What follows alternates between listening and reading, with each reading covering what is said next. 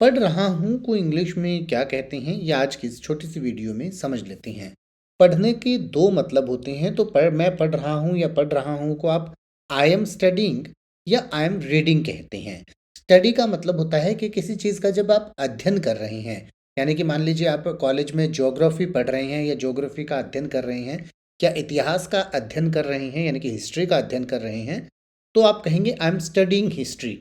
और अगर आप अभी कुछ चीज़ पढ़ रहे हैं कि आपके सामने जो अक्षर लिखे हुए हैं, उन अक्षरों को आप जब पढ़ रहे हैं, तो उसके लिए इस्तेमाल किया जाता है रीड का। तो उसके लिए आप कहेंगे आई एम रीडिंग, यानी कि मैं पढ़ रहा हूँ उसको। तो आप रीडिंग और स्टडिंग का दोनों को इस तरीके से इस्तेमाल कर सकते हैं। जैसे कि अगर आप ये कहना चाहें कि मैं पढ़ रहा हूँ, तो आप कहेंगे आई एम रीडिंग या आई एम स्टडिंग।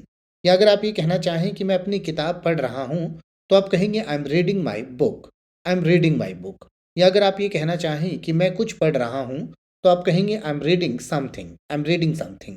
या अगर आप ये कहना चाहें कि तुम क्या पढ़ रहे हो, तो आप कहेंगे व्हाट आर यू स्टडिंग। यहाँ पर स्टडिंग का मतलब है कि आप किस चीज़ का अध्ययन कर रहे हो। और अगर आप ये पूछना चाहें कि अभी क्या पढ़ रहे हो, तो आप कहेंगे व्हाट आर यू रीडिंग। या अगर आप ये कहना चाहें कि वह क्या पढ़ रहा है, तो उसके लिए आप कहेंगे व्हाट ही इज़ स्टडिंग या व्हाट ही इज़ रीडिंग।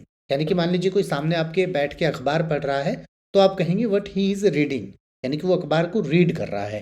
लेकिन वो किस सब्जेक्ट्स की पढ़ाई कर रहा है, किस चीज़ का अध्ययन कर रहा है, तो उसके लिए हम पूछेंगे कि व्हाट ही इज़ स्टडिंग, यानी कि वो आजकल किस चीज़ की पढ़ाई कर रहा है।